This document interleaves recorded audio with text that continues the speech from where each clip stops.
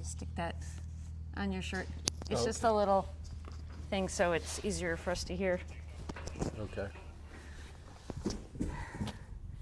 So hi everybody. It is Sunday afternoon, the 14th 14th. of April, and we're here at Craig Airport, and I'm Meredith Holiday, and this is Hank Getz. And Hank is a fellow pilot here at Craig Airport and just returned from Sun and Fun in not quite the way he expected to. Right. Brought the So plane what home in a happened? U-Haul. So what happened? Well, departed Friday morning about 8:30, and I checked oil pressure on startup as taxiing. Checked oil pressure and saw temperature. Oil temperature was coming up because I don't like to depart until I'm up in the green arc, and there's quite a bit of taxiing there. Yeah. And by the time we got to run up, still had 40 pounds and was well into the middle of the green arc, and got my turn to depart and departed. And they had us departing for 3 miles and 2,000 feet before turning out. And I was heading back. We were departing to the west. And so I made a right turn out, headed to the northeast, go to Jacksonville. I was going to tuck under the airspace of Orlando. There's a 6,000 foot layer. I was going for 5,500, and I was about 5,200 feet, and the engine started shaking. So I reached for the throttle, and before I could get to it, bang, and the prop stopped. Wow. Very sudden. Yes, very sudden, and that was all the warning I had. It was about 2 seconds. Wow. And Was there any shaking or anything, or just for that couple seconds. And is this, what kind of engine is on your plane? It's a Corvair Okay. conversion. Yeah. And what kind of airplane is this? It's a Zenith 601 XLB. I bought it in California first week of December. This last year? This past year, yeah. Bought it from an estate. Gentleman passed away several years ago. So it's been sitting a little bit. That may have factored into it. I don't know. It's hard to say. Yeah, once get it apart, see what we got. I changed oil a couple weeks ago.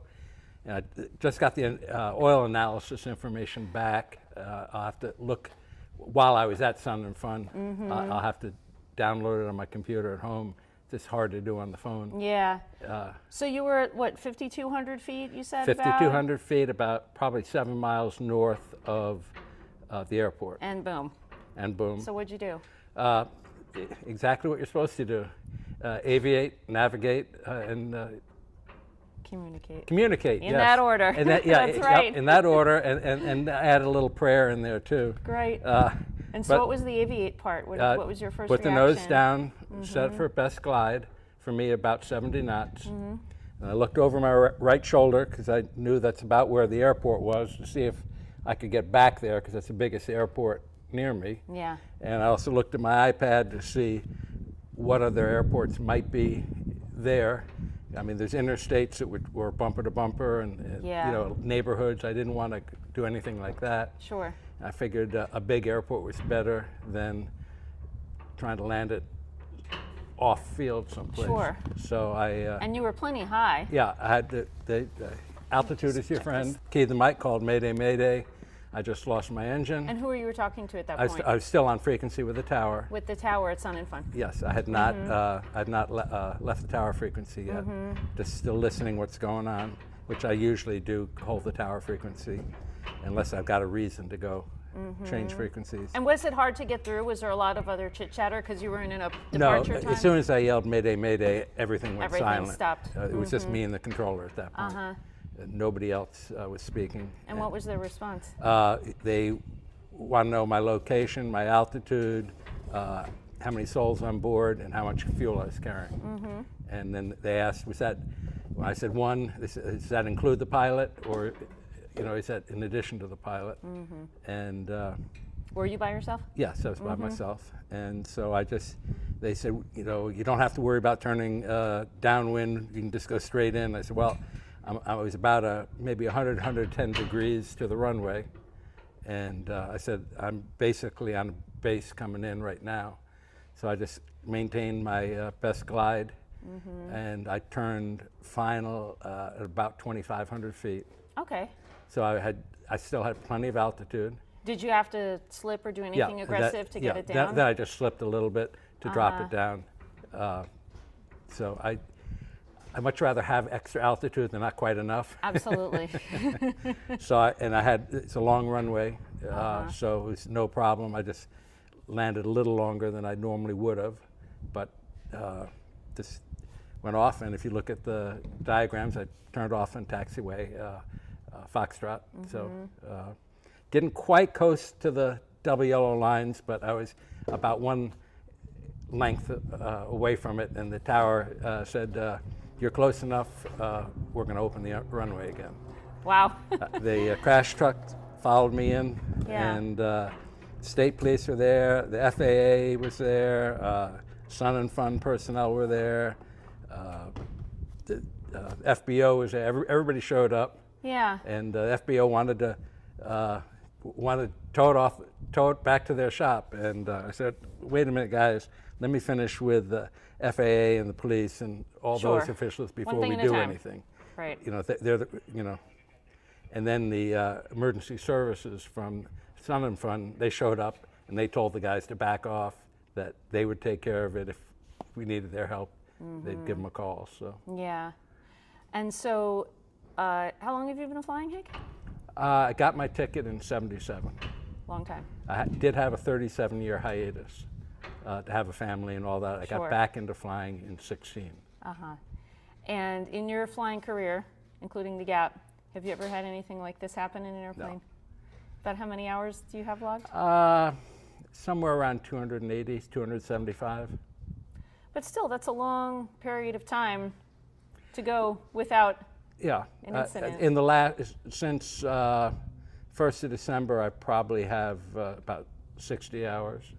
So I've been flying more regularly now that I have the plane.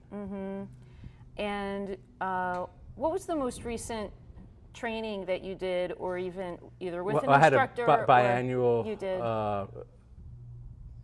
Let's see. I guess in March. Yeah, I think it was March. And did you do it in your airplane? Yes. And did you practice any emergency procedures? Yes. That's awesome. Yep. We're just south here. Practice going down to a field, and we just pull the throttle and just coasted down and got down low. One we felt we could make, no problem, and the instructor said, "Yeah, you've got it made.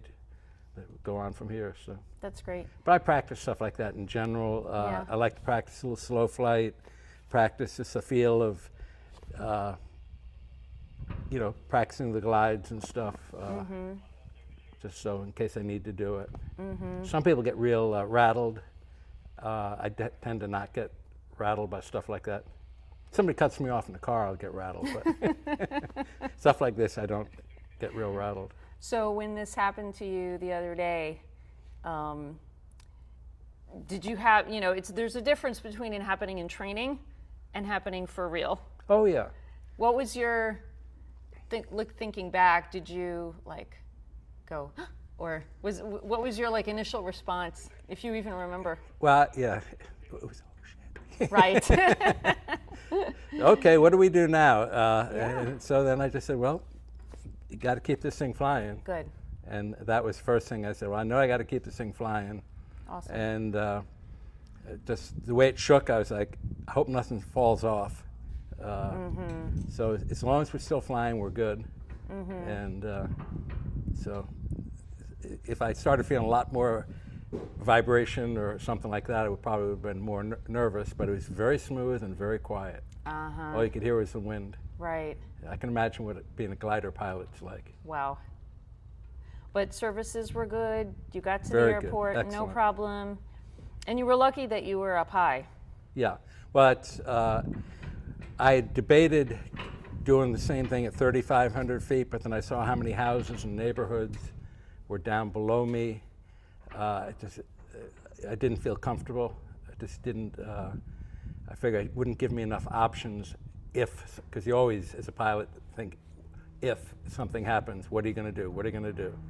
And I Oh, said, you meant for your cruising altitude. for my cruising altitude. Got it.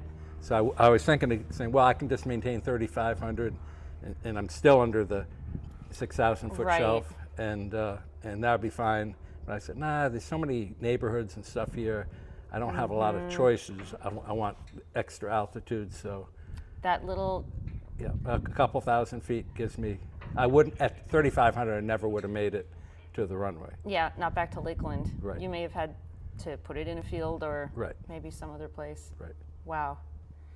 Well, that is a great story. And what advice would you give to other pilots? Practice. Always think about what if. Not that you want to be doom and gloom, but just kind of practice thinking about what would you do now if something were to happen. Yeah. So I'm glad it didn't happen. I brought the plane back from California, and had 24 hours and 4 days Wow. flying. So glad it didn't happen then. But Yeah.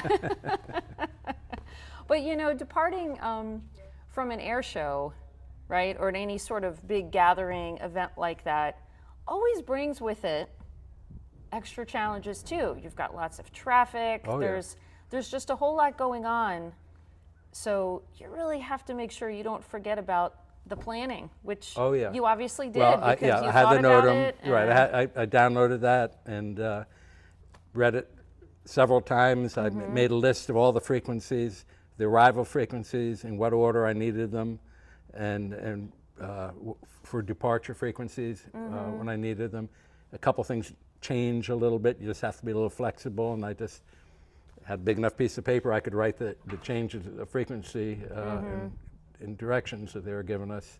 So I'd have them, because trying to remember all those numbers that they're Right. shooting at you, it's difficult. So I'm old school, I have pad of paper. I know a lot younger guys, younger people like their iPad and stuff. I just recently started with the iPad. I started that for my trip from California. Well, it's okay. I'm an iPad girl, but I still have my little square notebook from the dollar store that I Yep. write everything in. My Yep. departure plan, my grocery list, everything is in that little notebook. So Yep. I appreciate you. Yep. I have a knee pad. I don't always strap it to my knee. It's hard to do that with the iPad. Yeah. And I've got to get a mount for my iPad. The mount that came with the plane is for an older iPad, which was a little smaller. So I've got to see if I can find one that will connect up to my mount on the dash. But And so one last question. Have you heard of AQP for general aviation, Hank? AQP, I probably have. I don't remember what it stands for. But So we'll put a link to it on this video, and I'd like you to check it out. Okay. Because what you did really exemplifies what we want people to know, and that's plan ahead for emergencies. Always have a good plan together, right? And practice executing the plan. right. Because something like this is going to happen to you. It happened to this guy out of nowhere, and it could happen to you. So if you've drilled it, and Right. you know what you're going to do, And the big thing, I think, is not to panic, not to lose it when something happens, because that kind of serves no purpose. You just want to be rational and think it through. Okay, what do I need to do? And now, if you practice enough, you know you got to keep it flying. You don't want to get too slow and stall, Right, because fly then the that's very airplane. counterproductive. So you need to fly the plane. That's got to be the first thing you do, and just force yourself to do it. Then you can start thinking about, what do I do? As long as you're gliding and maintaining controlled flight, then you have some time to think Absolutely. and figure out what's next. right? So what's next for your baby here? Get the engine off and find out what happened, Yeah. and then we'll have to reassemble it, get the wings back on, have to figure out bolt sizes and things like that, order new bolts for hanging the wings on it, and a few parts. Fortunately, I had a bunch of people there that were familiar with it. The emergency services were great guys. Awesome. And they knew right what they were doing. I've heard horror tales of people landing off off-field landings and had, you know, the wrecking companies come in with a Sawzall Right. and total the plane, where it's just a matter of 14 bolts for the wings. So Yeah. Good. so it's all can get put back together again without any problem. And you don't need to get put back together again, which Oh, is yeah. the main thing. I walked away from it. Absolutely. Everybody shook my hand. That's All great. the FBO people, the state police, FAA, just everybody that was there. I think even the Sun and Front people, they wanted a signature on that release. They were wanted that very quickly. They were Yes. the first one to me. CYA. Yes, exactly. But great job, man. Thank you so much for chatting with me. Yep. I thank hope you. your plane gets put back together very soon, and I'll see you out there in the pattern here before too long. Sure. Awesome. Yeah, I mean, I'm out a couple days a week, usually playing around, poking holes in the sky. Good. That's my mission. Fantastic. Some people have the fast airplane. I started building RV-9A, and it was just going to cost too much to Yeah. complete it, and it's going to take too much time. And I could get this for a quarter of what, or less, of what it would take me to finish a 9A. That was before prices jumped. Yeah. And really, I don't need a plane that fast. I cruise about 105 with this, and the other one would be maybe 140. But for most of what I do, there's no need for it. Right. So Good. it's a fun little plane. My wife says, "Damn, that thing's small." I said, "But you told me you wouldn't go up with me anyway, no matter what I got." So what difference does it Yeah, make? I had a 172 up when I was in Virginia. You're a Virginia girl, right? Remember, talked about it. that was the connection. I did a lot of my training, all my training up in Gaithersburg, Maryland. Okay. Yeah, I actually got my ticket up in Brockport, New York, which is a little west of Rochester, right up off Lake Ontario. And then you flew out of where in Virginia again? Well, Hummel Field is where I had the 172. I also did a little flying out of New Kent, which just under the Richmond Shelf Yep. on the east side. Yep. And had a guy sign me off after my hiatus perished at that airport. Oh. He was in a Technam and had a power out on takeoff at like 800 feet and was no place to land. Yeah. And he found a horse pasture and he went to land, saw a power line, so tried to duck under it and clipped the top rail of a fence, pasture fence with a nose gear. Top board went off, it splintered, spun around, and one end was pointed, came through the firewall, through his chest. Oh. He was right seat, just harpooned. Oh, that's horrific. I heard the story from the guy who was in the left seat. It was similar to me. It was taking lessons to get back into it after 20 or 30 years of not flying. So the guy in the left seat lived. He walked away from it.